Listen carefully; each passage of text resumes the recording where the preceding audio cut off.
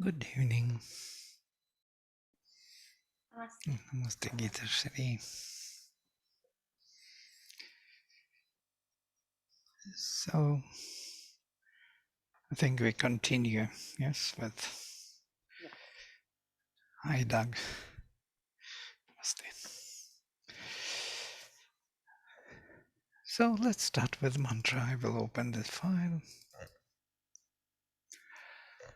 Om Mukam Karoti Vachalam Pangum Langhayate Girim Yat Kripa Tammaham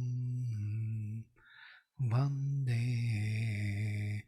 Paramananda Madhavam.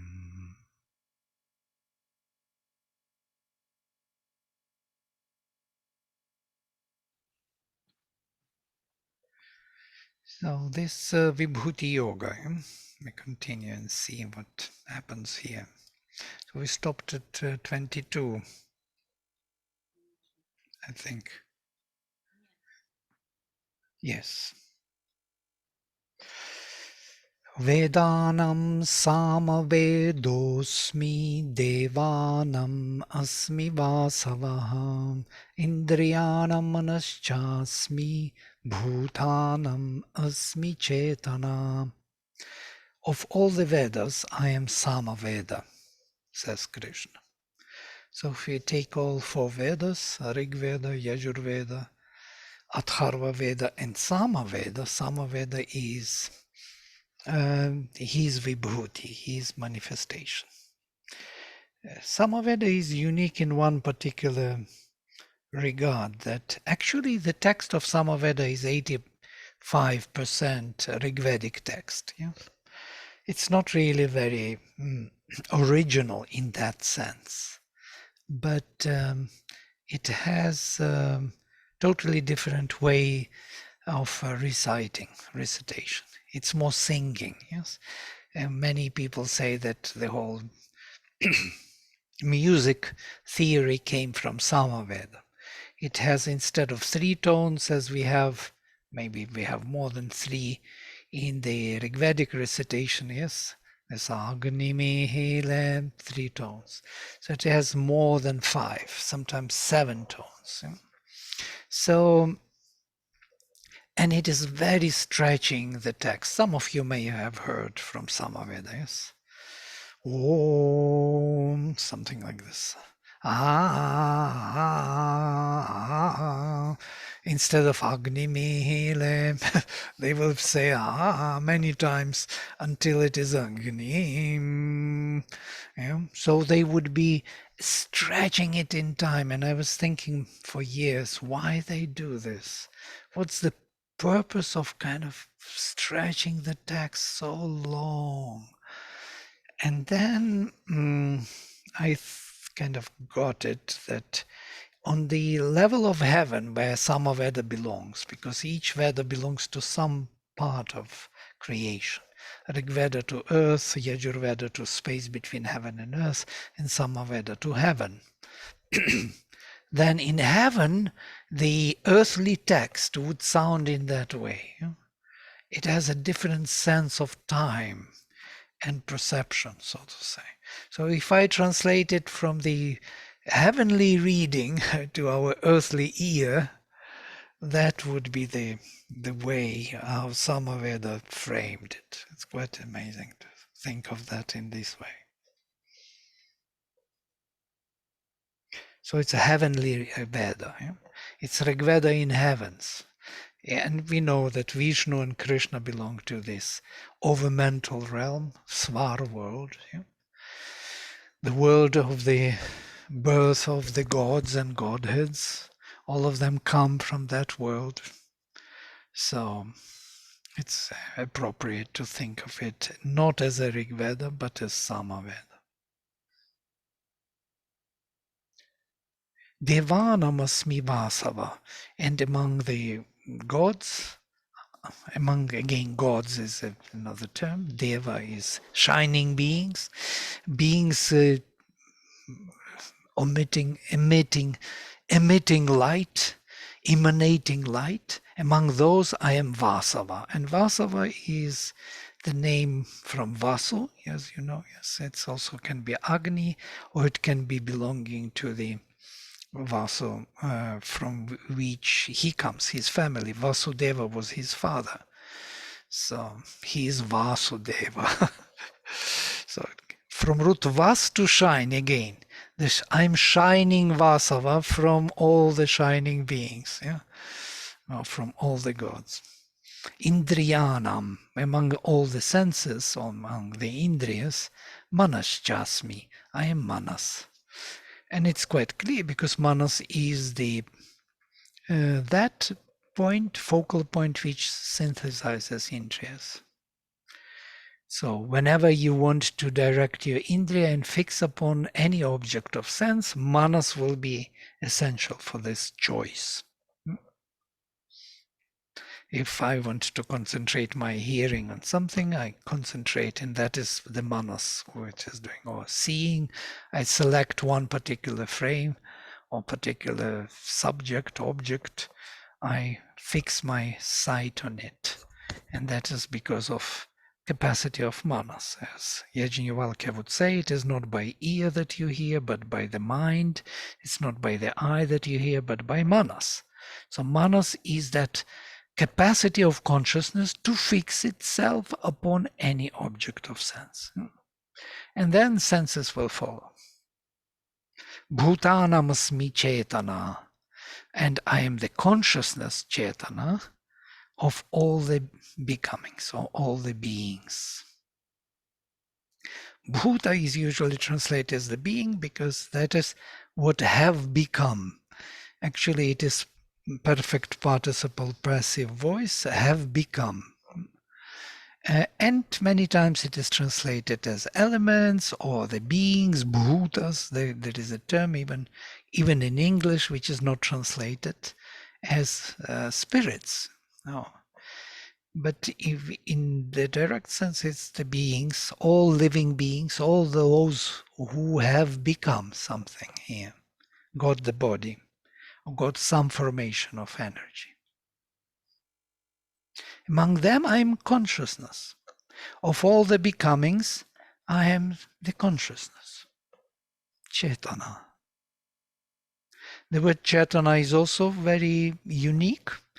If we look from the point of view of Sri Aurobindo's etymological interpretation of the terms, as you know, most probably I spoke about this already, about chit, chi, yeah, ruchi, chinoti, chinute, from which chit is produced. Chit as consciousness is the capacity to, again, to pay attention, to focus. Yeah? Focusing. It's like manas for Indriyas. Chetana is the capacity to choose onto what to focus your consciousness. One-pointedness. So this, I would say, even free will to choose on what to focus your attention, to what to pay attention. Paying attention, we can translate Chetana. So we can, all the becomings, all the beings who are born have this capacity to pay attention to certain things, objects of sense and images. So that capacity to pay attention to whatever is a Vibhuti of Krishna in this world.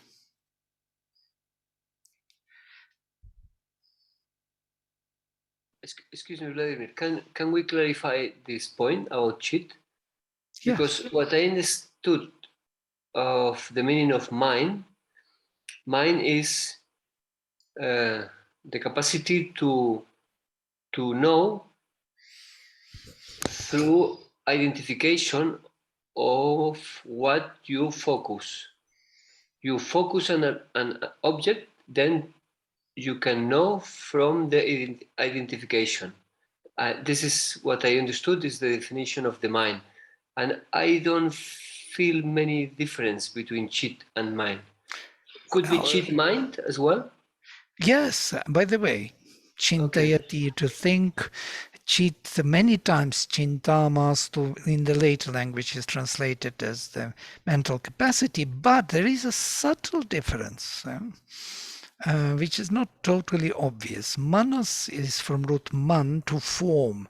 So by selection of a particular formation in the, you are forming it or you are holding it in to be in that form.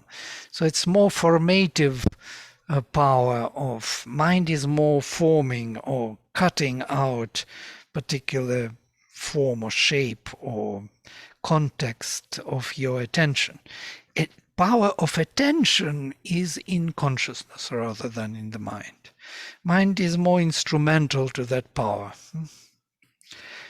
They are doing the same thing at the end, especially with regard to indriyas. Indriyas are the faculties which will follow the manas, but chetana is higher. It's more like buddhi or something. Yeah?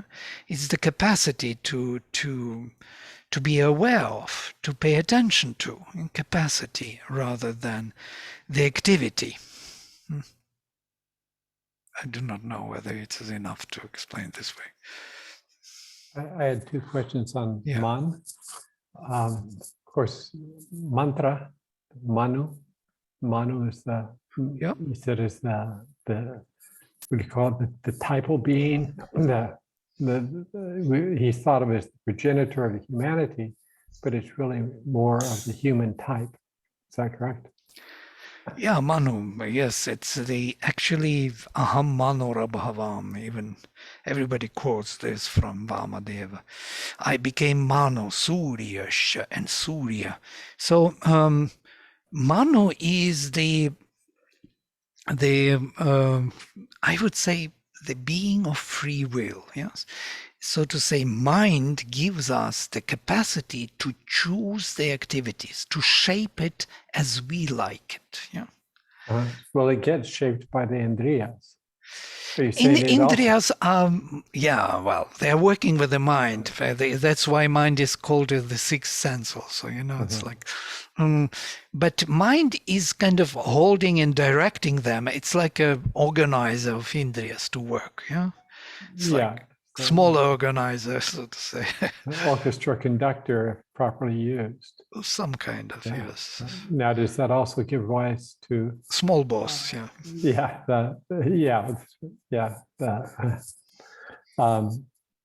Gives rise to mantra, but also does it give rise to matra, to measure? These four roots, man and ma, are closely related. Yes, okay. Definitely. So they're different roots, but related.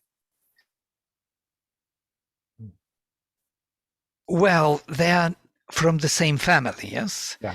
You will see that ma with long a, and it's always constantly in Sanskrit. Whenever you have root with long a, and then you can have root with shorter a and nasal. For example, ya to go and yam to restrain, or here like ma to measure and man to think. To measure and to think. Look how closely they are related.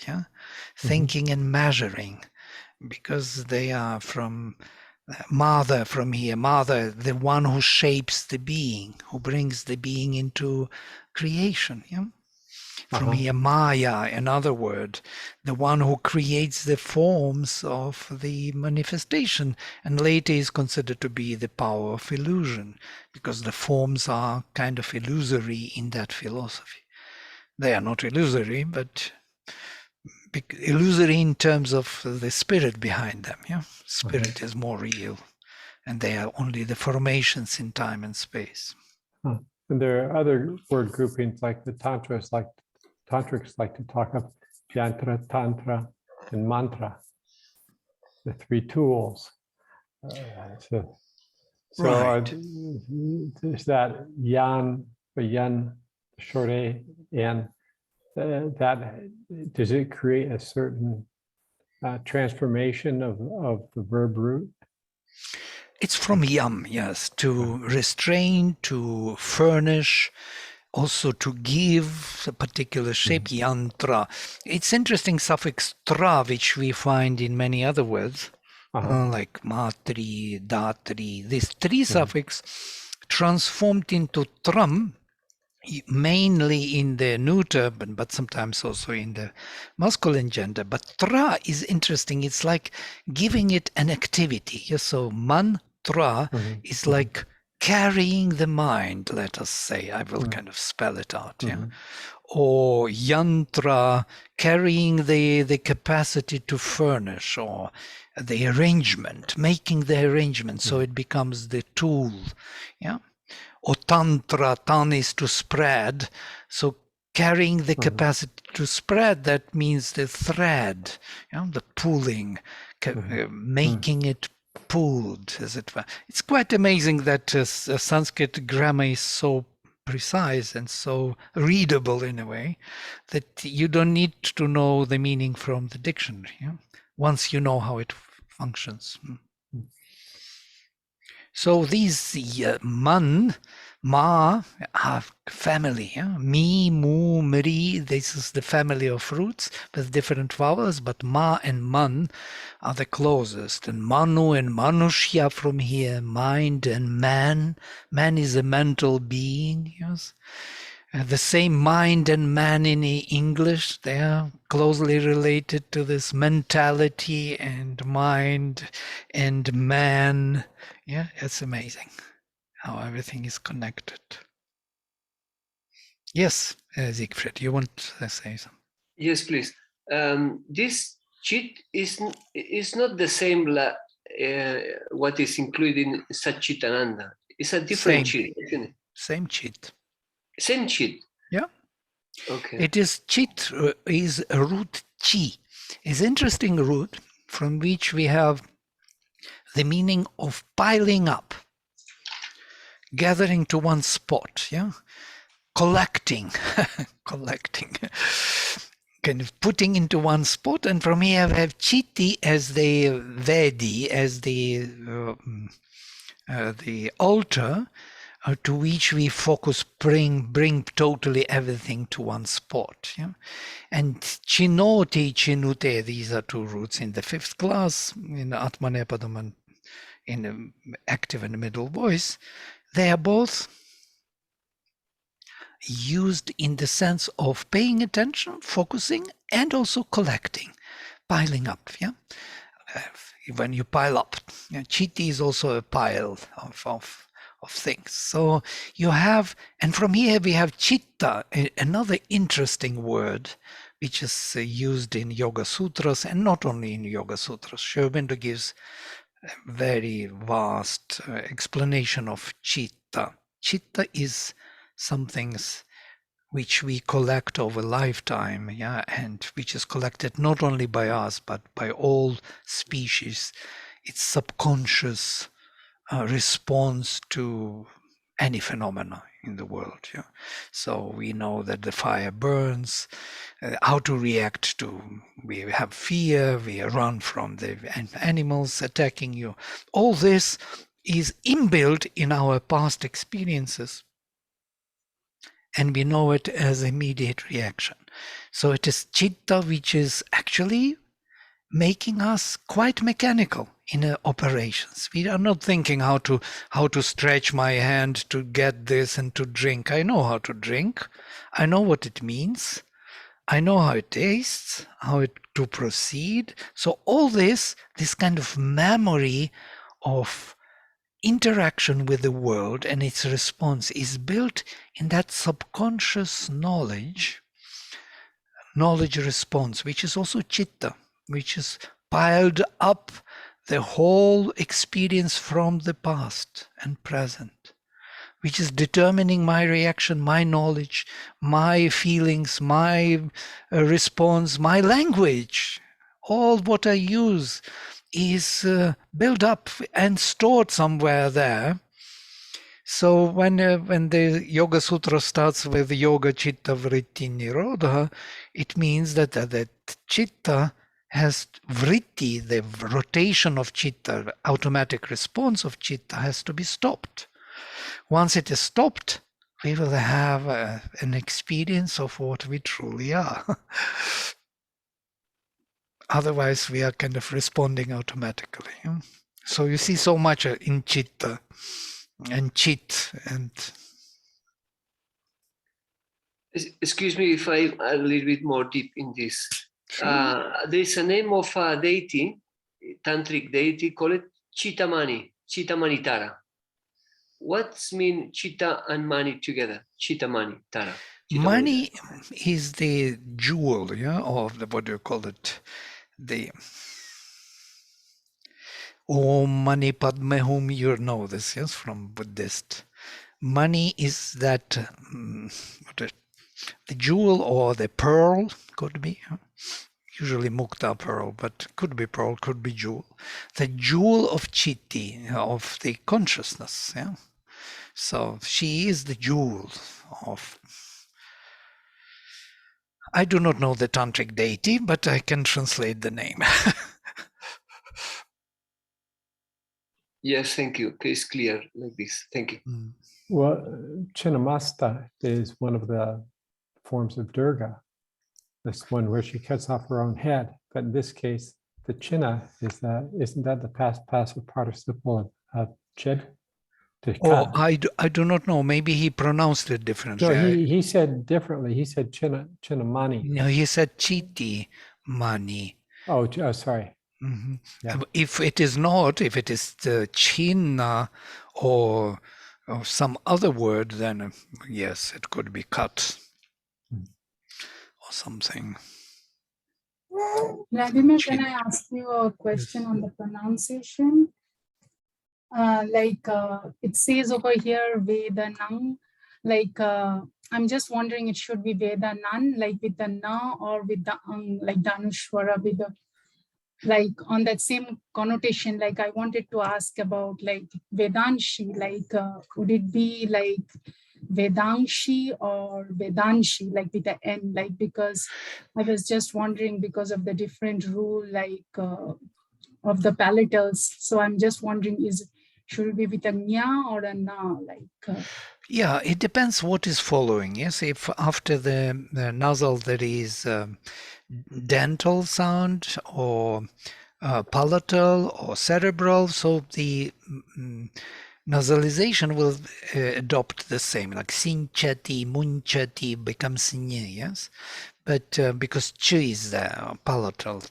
But vindati or limpati, lumpati becomes m before p, or vindati becomes n before d. So it's nasalization is always adopted with the next consonant. If it, So with the Vedangshi, there is a sha following it, but it is a sibilant, so it is not those four mutes like the hard non-aspirate or hard. If it is she, then Vedanshi will be the pronunciation, but they will not write nishi. It's very rare that they would do that. They would write Vedanshi, yeah, but pronunciation most probably will be Vedanshi, yeah, soft. Like with the N, right? Because in the English everywhere it's written N, but some people say it's Vedang, so that's why I'm just wondering, so on what basis is it following na? Because it's followed by a sha, like sha is palatal, so the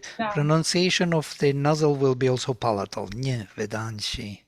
But it will not be written with nye, it will be written with dot on the top. Mainly. Yeah, and if in English, then how would it be, like D-A-N-S-H-I or D-A-N-G? No, you will write nu Vedanshi, that's it. Like N, just an N, right? Not N or M, it's up to you. Yeah, some people write Sanskritam, others write Sanskritam. So it depends how you treat it. Yeah. But it wouldn't be NG, right? Vedang N-G-S-H-I, right? It wouldn't be. It will be V-D-A-N-S-H-I, not. Maybe we can discuss this separately. You need it for the name or something? We can look into because we can look into this separately, because there are options here, and I want to know better, because we can meet separately on this. Here Vedanam is just normal m, sama vedosmi, yes, it's just m, but it is written as anuswara because next is consonant. Whenever there is next consonant, there is always an Anuswara. This is the orthography of Sanskrit. Nasals are always adjustable to the next vowel. Yeah? But writing is big thing, especially in English. When you started English, I stop here. And everyone writes in his way.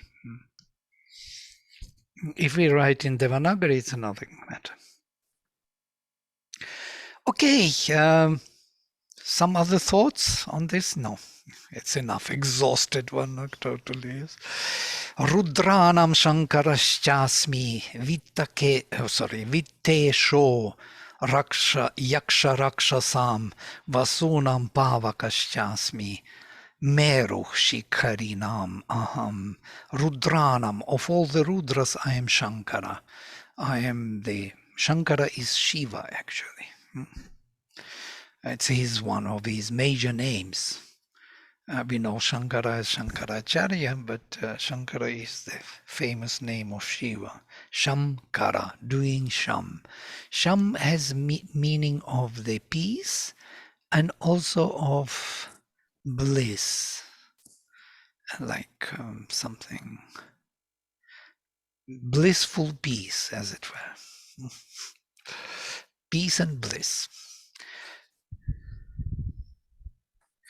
So among all the Rudras, it's interesting because Rudras are very powerful beings which are kind of creating turmoils, destroying the enemies. He is the one who creates the peaceful bliss, or blissful peace. So among the Rudras, he is the blissful peace creator, or that is Shiva. Vitta Isha, Vittesha, so the Lord of Vitta, the Lord of the what do you call it? Treasures. Huh? Literally, Vitta is what is acquired, of all what is acquired. From root vid, what is discovered, of the Lord of the wealth, that is Kubera, of Yaksha Rakshasam, of all the Yakshas and Rakshas. These are two groups of beings, mythological beings, but they are not only mythological, they are psychological. Yakshas is the spirits, these kind of spirits which are difficult to define, yes, which can take different shapes, different forms. They sometimes visit you in the night, they live sometimes in the houses. And Rakshas. Rakshas is another creature which is scaring you, which is creating fear. It's from root raksh, actually, to scare away. Rakshati, to protect by scaring away. So Rakshas and Yakshas, among them he is Vitta, Isha, Vittesha, Kubera, the Lord of Wealth. I do not know why. Don't ask me why. Sorry, Vladimir. I heard about Pisasha and Asura, and between them the Rakshas. But Yakshas is the first time I heard it. Yakshas is a very general term, which means anything and everything, and nobody knows what is really Yakshas for sure. Something undefinable. It's like there is some presence, power, but very difficult to define. Of course, they have their own presence and power and so on, but yes, Rakshas, Paishacha, you're correct. Asura, we know who they are, but Yakshas is very elusive, very difficult to define. And that's why in Kena Upanishad, he revealed himself, Brahman revealed himself to the gods as Yakshas. And they asked, who is this Yakshas? We don't know. Yakshas means kind of spirit, spirit. Supernatural beings? Supernatural being, very good. Thank you. You found that definition, very nice. Supernatural, some presence, being, force. I think you've told the story of the Yaksha that the Pandavas encountered in the enchanted lake. where one by one,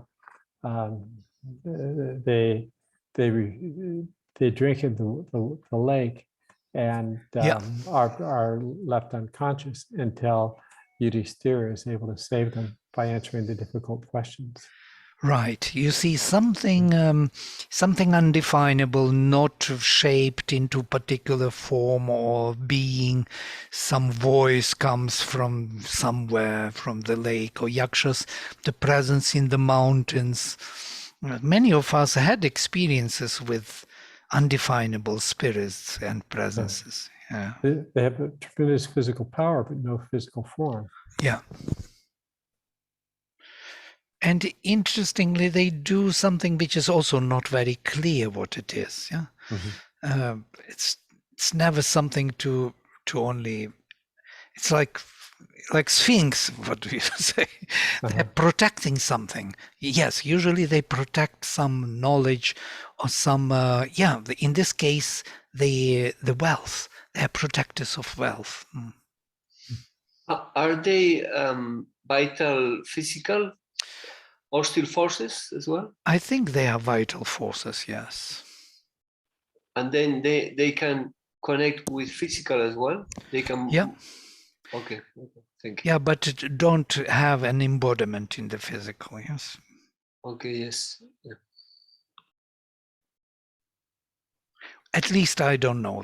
But literature is so rich that if you find something, so don't be kind of disappointed in my definition. Yeah. So there are many stories. But what I know, I just share with you. If you know something else, please share.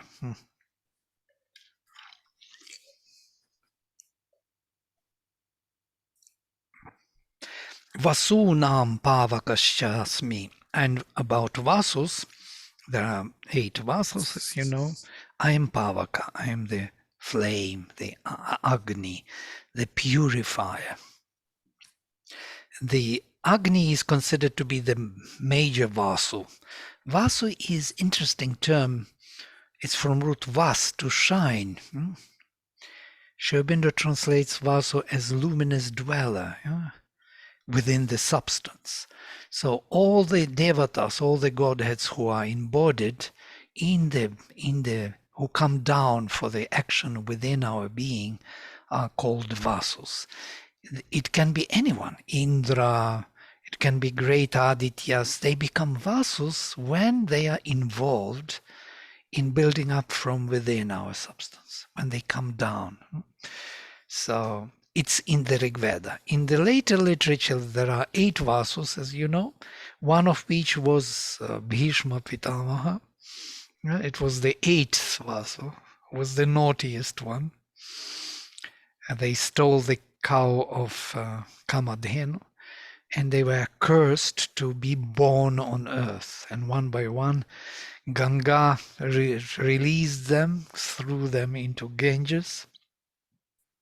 And the last one, the king stopped her from throwing into Ganges, so he had to live his life. And the whole Mahabharata starts with this Vasu being embodied. Many people consider the Mahabharata story is not about even Krishna, not about Pandavas. It's about Bhishma. It's Bhishma's story. And we can see that it goes on till book 5. Dharma Parva, where he speaks. This is the biggest book where there is this battle of taking place, and he is already lying down on his arrows, being pierced by arrows, and tells the whole knowledge of Dharma. The longest book, the longest dying of Bhishma. Which he actually suggested. He suggested how to kill him, because they couldn't kill him. He was immortal. So he gave up his immortality to Pandavas for them to win, because he sympathized with them. So now, this is one of the vasus in the later literature, but not in the Veda. In the Veda, this is a very interesting classification. In the Veda, everything works a bit differently. These words have deeper meaning. You know? They have some kind of functionality. Yeah? So we call the gods like Rudras, Adityas, Vasus, Maruts. Yeah? All of these ganas, groups, they have a particular framework where so any of the gods can become Vasu when he's involved. Yeah? Or Vishvedevas. All the gods are Vishvedevas if they are acting on the universal plane. Yeah? So you could immediately see it in the hymns, yeah? How they are using. And that's why it is so confusing, especially for the scholars who think about these names as names of assigned deities, yeah? As if they are assigned to particular deity. It's not like that. It's a functionality of any deity. Yeah? And then once we take this look, we will see that Rigveda is becoming very interesting book of psychology. I've heard that explanation in terms of Indra as being a position holder.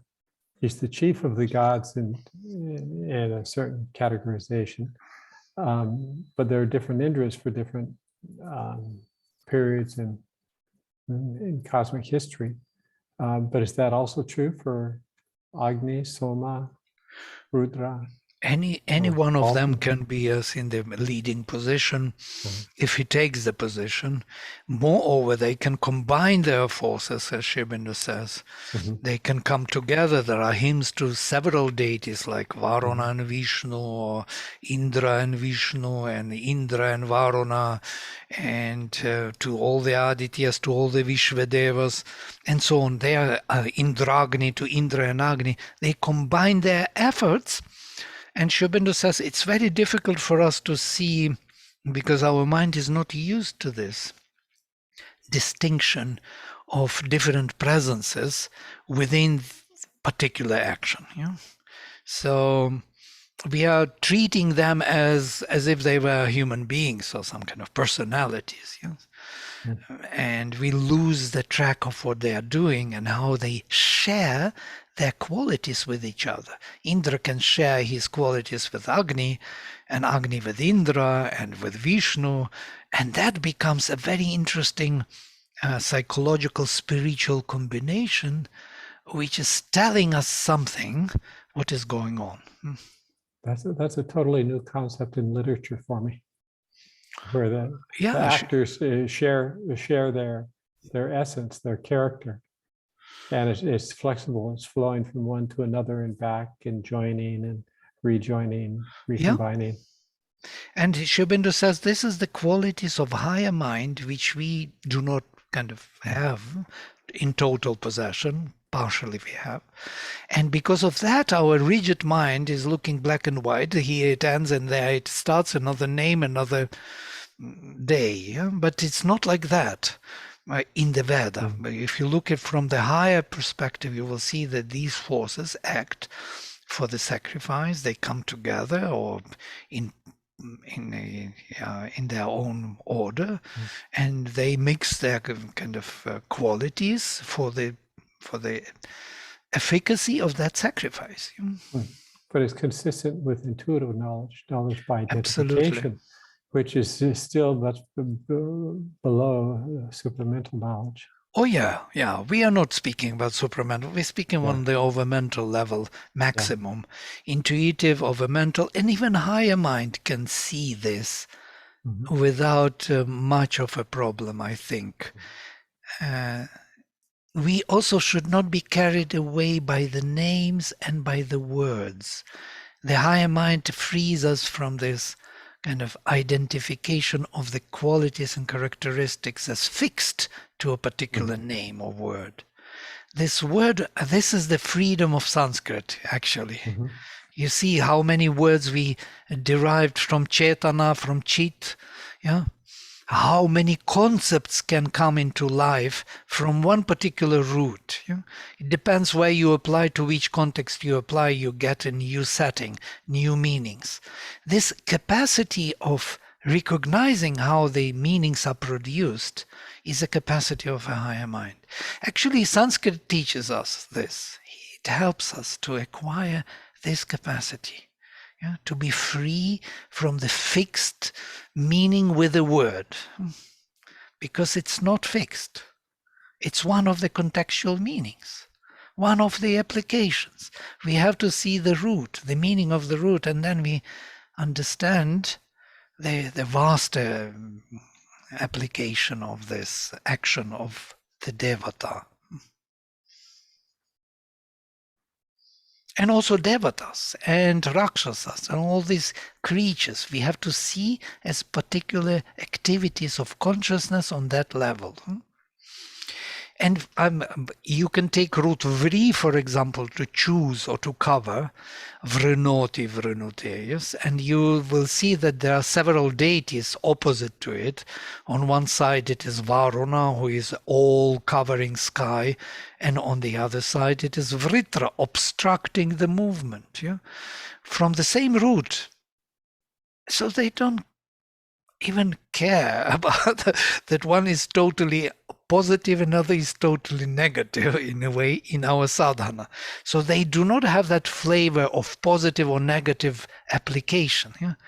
So the roots are indifferent to the application. And then once you start applying, you arrive at specific meaning. I hope I don't confuse you with all this. No, it's essential for understanding Sanskrit, because you have the positive, negative,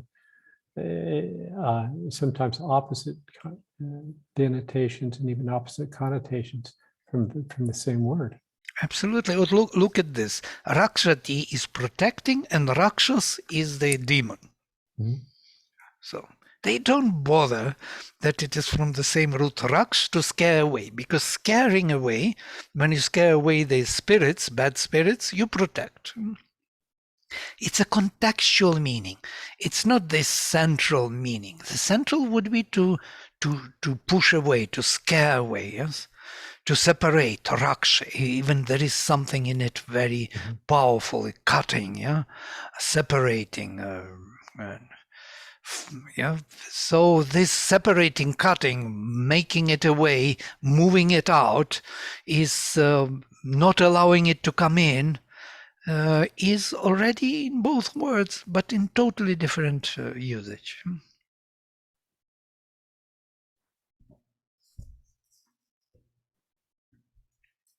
And it is full of these. You can see it in every word nearly. Each word may have many meanings. Ari, the word Ari has a friend and enemy. So you have to really go deep and see why Ari is enemy and why Ari is friend. How it can be. And you will find that it is neither enemy nor friend. It is something else, which is in contextual application gives us enemy and friend. It is from root 3 to be active, to be self, so to say, dynamically self-established, and only such a person can be a real friend and real enemy. So, and here you are. If he is on your side, he is a real friend. If he is against you, he is a real enemy, because he will not give up. You cannot buy him out. You cannot convince him in something with propaganda. No, he has his own conviction. From here, riju word in another with extension ju, sincere, straightforward. Yes, this word ri is very powerful. From here, ritam, ritu, all these words. So if we dive deeper into how Sanskrit build up the meanings and the sounds, it is becoming amazing, because there is much more sense and meaning in it's going deeper into our psychology of understanding who we are, how things work, how meanings relate, and it is all deeply psychological. I confused you even more with going to rhythm. Okay, now we are following, we go further. Purudhasam cha mukhyam mam vidhi partha brahaspatim senaninam aham skandach sarasam asmi sagarach. Of all the priests, I am the major, know me as the major Brahaspati. Of all the leaders of the armies, know me as Skanda. And among all the rivers, know me as Sagara, yes, as the ocean. These are the manifestations of the Supreme Lord in nature. Maharshinam Bhriguraham. Among all the great rishis, I am Bhrigu. Bhrigu, son of Varuna, we read Taittiriya. Giram, of all the voices, Asmi Ekam Aksharam. I am one syllable of all the voices, and that is Om syllable. Yajnanam Japa Yajnach Asmi. So I am Japa among all the sacrifices. You know Japa. This kind of very low voice speaking to yourself mainly. Yeah? Like Svadhyaya. Sthavaranam Himalayach. And among immobile I am Himalayas.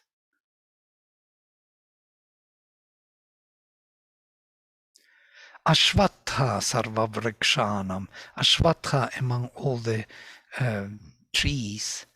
Devarshinam cha Naradach. Among all the Devarishis, I am Narada.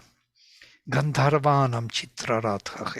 Among Gandharvas, I am Chitraratha. Siddhanam Kapilo Muni. And among Siddhas, among the realized, or Siddhas, simply I am Kapila Muni. You know all these names, most probably. You heard of them at least.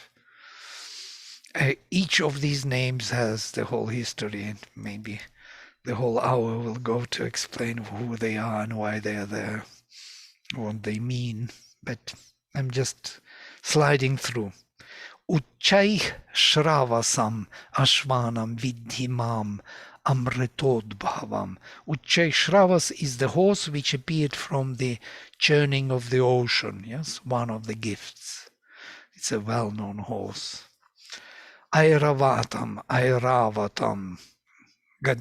Gajendranam, of all the Gajendras, of all the kings, of all the Indras of the elephants, I am Airavatam. Airavat is the one, the elephant of Indra. Naranam, Naradhipam. Naranam cha Naradhipam. Know me among the men as the king of men, as the one who leads men. Adhipa is the one who stands above, the ruler of men. Ayudhanam aham vajram. Among all the weapons, I am Vajra. Dhanunam asmi kamadhuk. Among the cows, I am Kamadhuk. The Kamadhenu, yes, the cow bringing the desires. Prajanashchasmi Kandarpach. Kandarpach is the Kama Deva. Yeah? Kama Deva, I am among all those who procreate. Sarpanam asmi Vasukih. And among all the snakes, I am Vasuki. You know Vasuki snake? Anantashchasmi Naganam. Of all the Nagas, I am Ananta, on which Vishnu lies, yeah, in the higher world. Varuno Yadasamaham. And among all the watery creatures, I am Varuna. Varuna already degraded to the creature in the ocean. Before it was the greatest godhood and greatest Aditya, now he is dwelling in the ocean.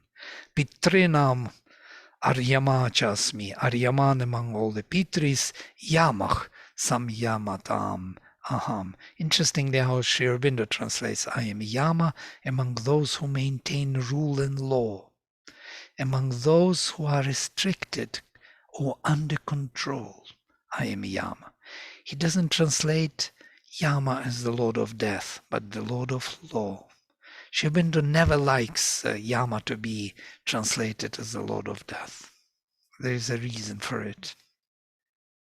I spoke about it in the other presentation on Savitri. Yes, why Sri Aurobindo never calls Yama in Savitri, the Lord of Death.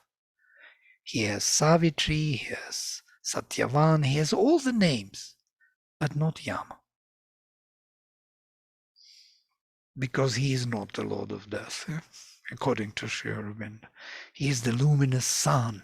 He is the Lord of the sun, the first who died among us, human beings, and found the way back to the psychic world. He is always coming to save our soul when we die, to show the path. So he sends his Sarameya dogs, or these, in the Rig Veda, I mean, who are accompanying our soul to the world, to the psychic world, to rest. So because the soul may be lost on the way. So he is rather the savior of the soul than the killer of the body. Okay, I will stop here because it's already overwhelming. Vibhutis, there are varieties. He's everywhere, in every form. The divine is present in the best form of all.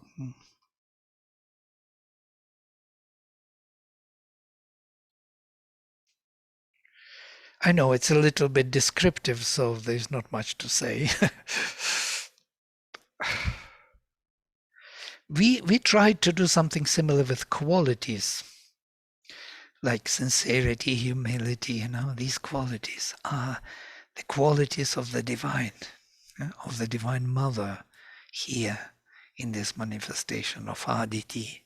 I think that these are her Vibhutis. If you look at them from this perspective of Vibhuti Yoga, we will find a lot of meaning, psychological meaning in these faculties, in these qualities. To be sincere, to be humble, to be grateful, to aspire, to be courageous, to be receptive, to be generous. These are her qualities. And qualities of our soul. So Vladimir, you've mentioned that Sri Aurobindo never liked to speak of Yama in terms of the Lord of Death.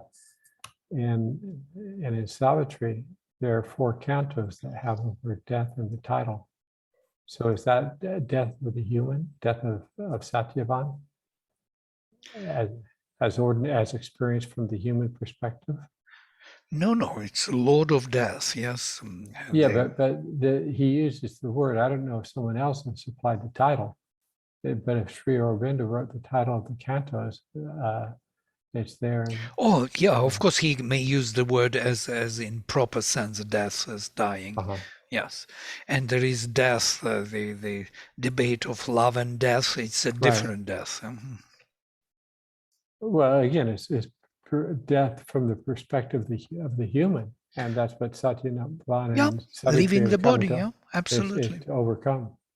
Right. It's not the ultimate death. It's not death as a final doom. It's death as a step towards immortality. Here we have, we can discuss much on this topic. What is meant by death and liberation? And I think this death is actually leaving the body, yes? Kind of dying means separating oneself, taking away the soul from the body and going into the world of soul. Yeah, because in the whole PDF of Savitri, the word death appears 454 times. It's almost, it's like twice every 3 pages. You see 2 out of 3 pages on the average. So it's a fundamental theme, but it's not, it's the opposite of the doom that normally surrounds the word. It's turning that doom into a triumph. Yeah. I hear in your voice something that didn't totally agree. No. I'm just thinking. I do not see the what you say. Well, I'm saying it's Sri Aurobindo certainly didn't avoid the word. He used it copiously, but he gave it a whole new understanding. He did not accept any conventional understanding of death. Yeah, you see, this is English language, and death is used in many different places in different sense. We should not be carried by the word. That's what we today kind of try to address with Sanskrit. We should see how he uses it and what it means in application to what. Yeah. That death which debates with love, Savitri, and the Lord of Death is totally, it's the essential force which rules the universe and which has to be conquered. Yeah? And if you ask me, is that really the same death of Satyavan as a human being? I would say yes. But again, you see the difference in application here is quite obvious.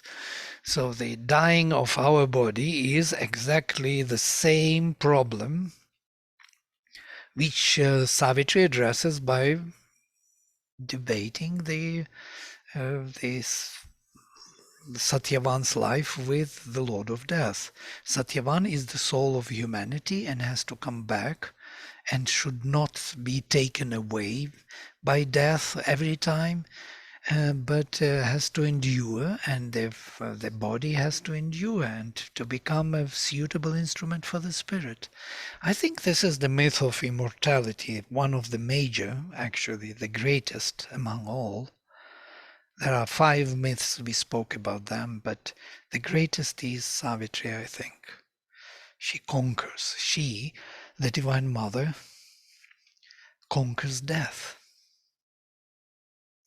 And we don't need to leave the body anymore. Our body will be adaptive to the... So it's an immortality in the physical body. It's as I understand it. You may have a different understanding, which is fine. Everybody has some. We are far away from it, but this is something which is coming in the future, I believe, at least. It is what we are fighting for here.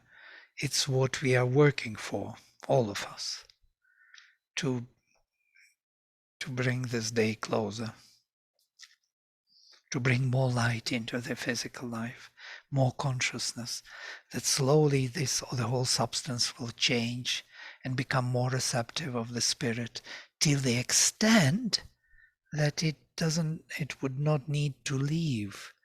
The soul would not need to leave to rebuild another body, to start again from zero, start from beginning. So, but you can see how far we are from this, even ideal. Ideally, nobody even speaks about it. But Sri Aurobindo says that this knowledge will be hidden till the end, and belief shall be naught till the work is done.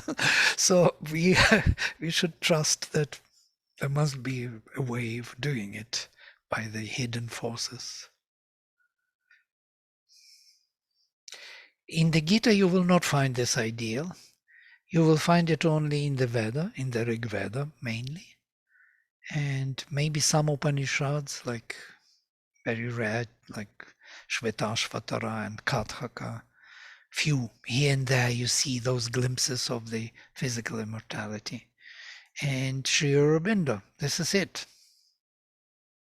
And in between you have all kinds of interpretations of immortality as immortality of the soul. Yes, we are already immortal as souls. There is no need to gain more immortality for the soul as it is already. But we are mortal in the physical body.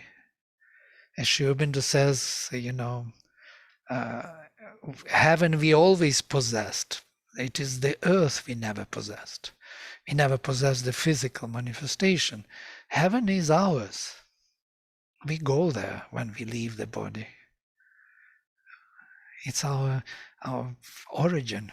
It's our home. We have to come back home every time and then again restart the journey, reincarnate. I can't believe there are some religions and people who do not even know about this. So what to say more? It is so obvious that must be so. It can't be otherwise. Otherwise, everything is meaningless altogether. What for to live? If I am not going to reincarnate, better I go straight into the darkness. So why should I stay here and suffer? And suffer the senses? Or you disagree? No?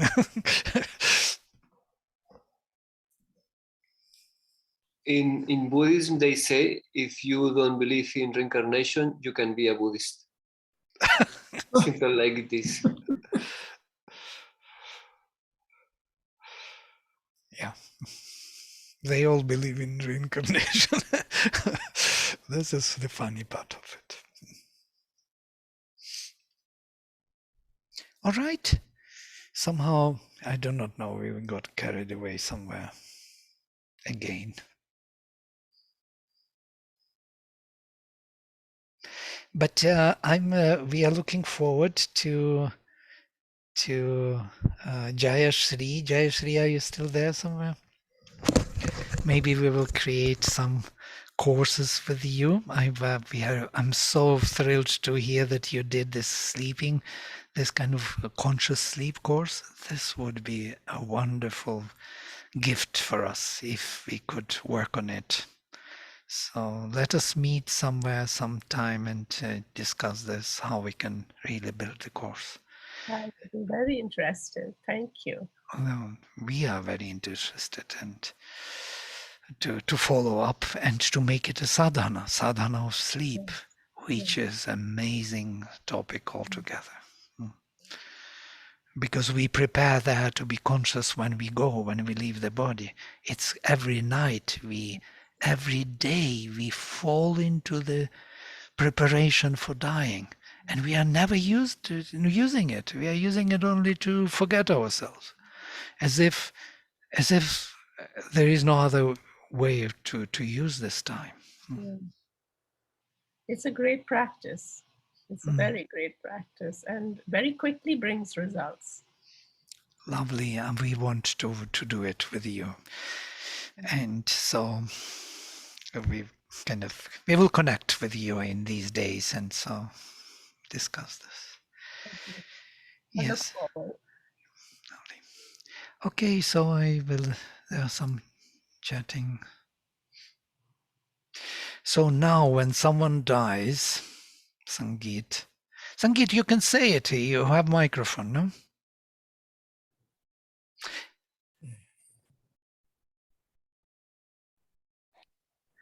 Vladimir,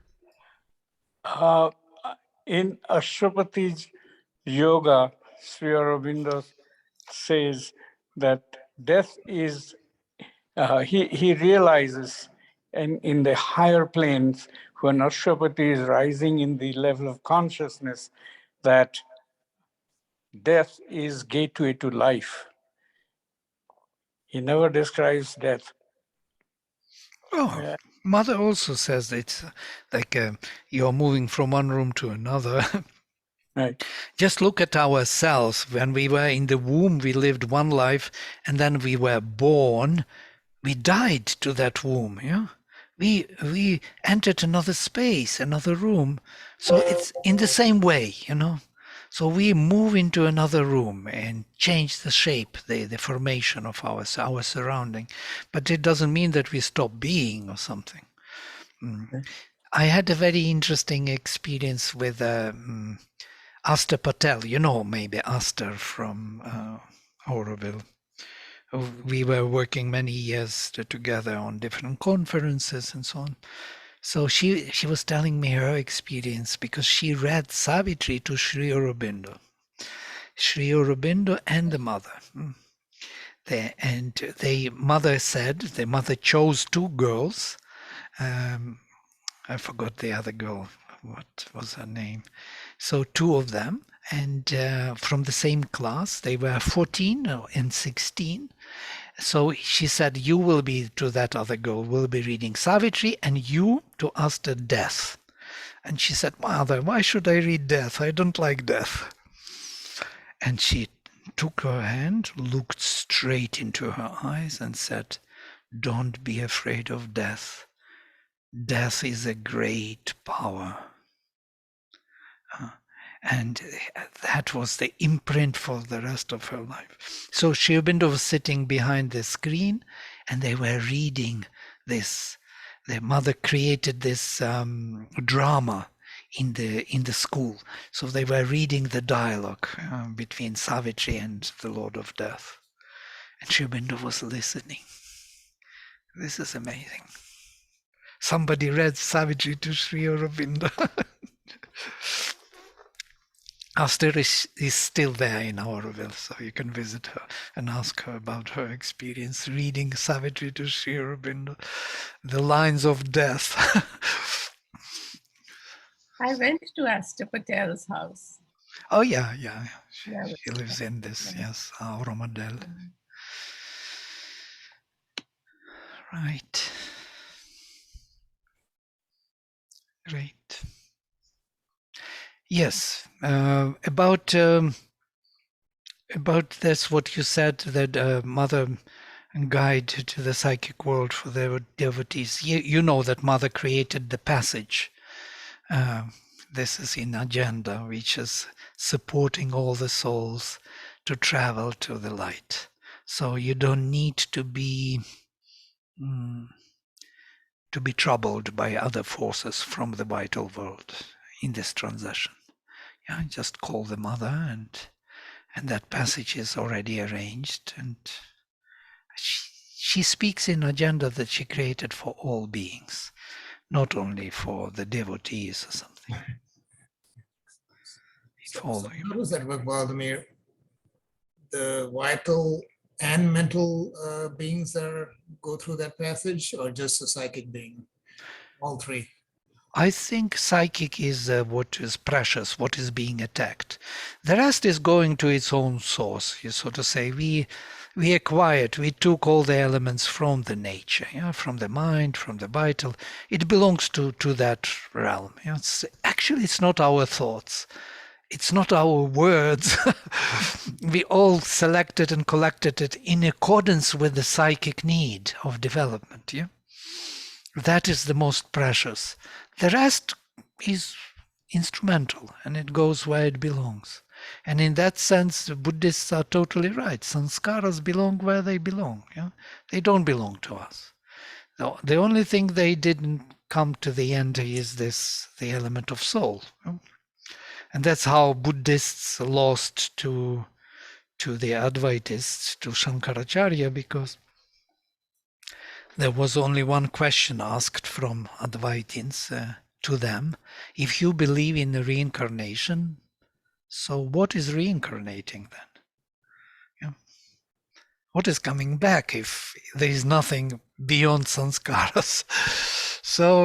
And what is being liberated then? So there is no answer to this from the Buddhistic philosophy, because Buddhism is not a philosophy, it's more psychology, spiritual psychology.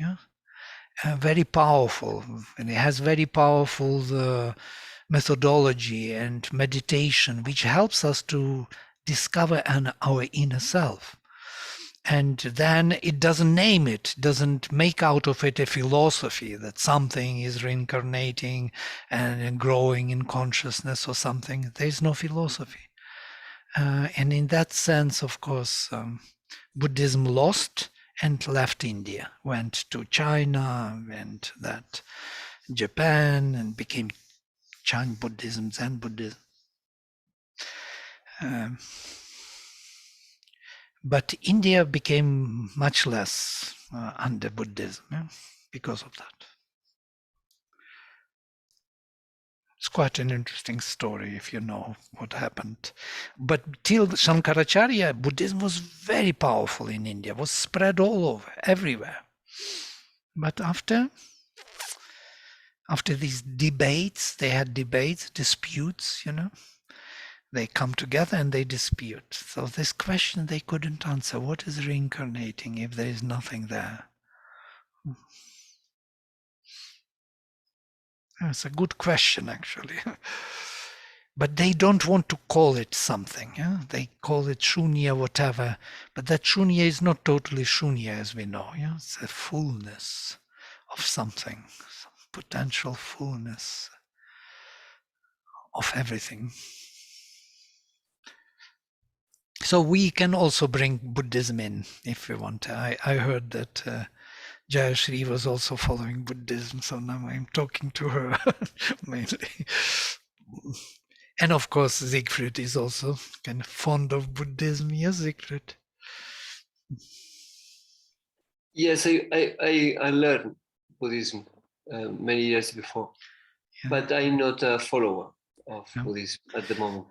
I have my formation could be, but I have a problem with the reincarnation concept.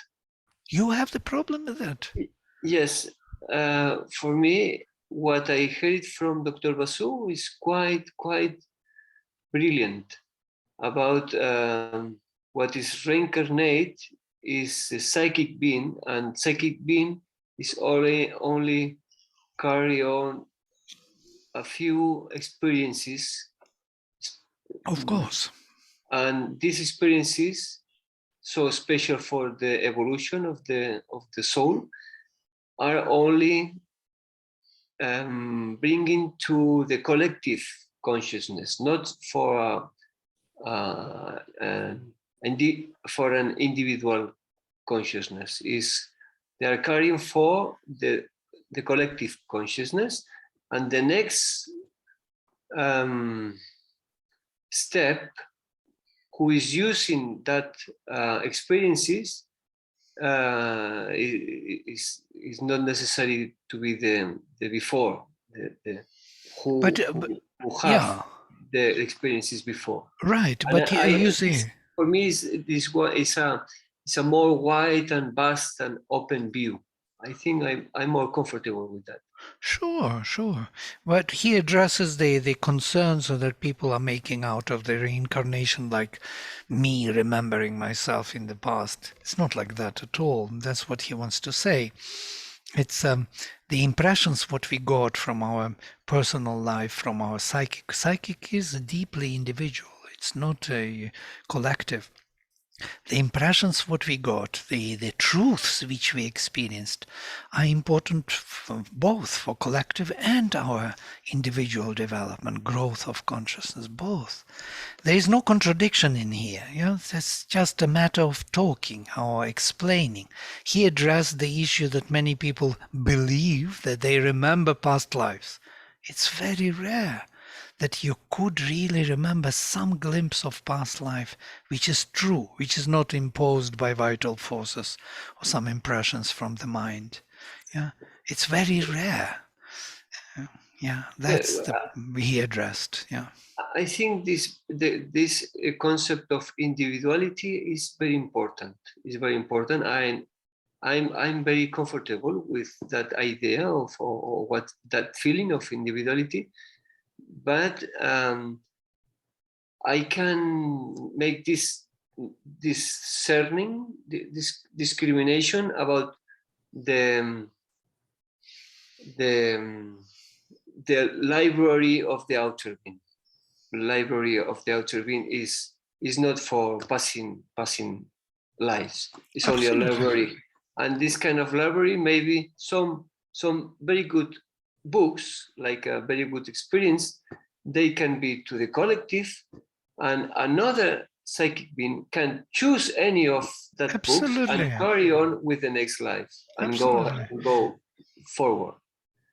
I think it's mental, vital, all this is the resources from which we build our necessity of development here. This being which is built like this, Vladimir, a particular body, particular education, particular parents, particular upbringing, particular mental and moral qualities which were imposed and brought from my culture, from my parents, from my education, language, everything. I inquired, I took it for building something which I need, I need. And of course, there is a need of collective, otherwise it would not be granted. All these, I took it from collective. Everything is taken from nature by me, who is not nature. And that small me, very small, hardly noticeable anywhere, is that psychic spark which is kind of organizing life around it and growing through it, using it for its own growth and possibility to stay and to become more and more conscious. And certain things are illumined in the moment, like one thought, one feeling, and that one thought and feeling in a particular context may be remembered for some reason, or maybe not, maybe given away. It's not really even important, really, to remember. It's not. I think if you use the example of our own life, because it's the most closer and most truth we can use it. When you are using the technology of the computers or technology or the iPhone or whatever, you are using like yours. It's a collective knowledge, but you take that knowledge and you are using like yours. For you, absolutely. There is no difference. It's no difference about your develop and the develop of the engineers of Silicon Valley. You are using, you are fused, you are melding in this use. I think this is what's happening in lives. Absolutely. It's not only next life; it's lives in general word in lives. Lives we are using always, not only what we are doing, but what our collective are bringing to us. And then if you take the thread back, you can take any gift, but maybe you are not completely connected with that gift when this gift is produced, but you are connected with the gift because you are part of the collective. Even if you are individual. I can take any gift, not only mine. I can take any achievement, yes, for my development later. That's how we contribute to the collective. Yeah, absolutely. Right. Yeah. Absolutely. I'm feeling this is the most closer of my own truth. Very nice, very nice. Yeah. Thank you. Thank you for sharing. Lovely. Okay, we can close with mantra. So we've found something which was kind of appealing to all of us. Great. Om Sarve Bhavantu Sukhinah Sarve Santu Niramayaha Sarve Bhadrani Pashyantu Ma Kaschit Dukha Bhag Bhavet. Om Shanti Shanti Shanti. Hari Om. Namaste.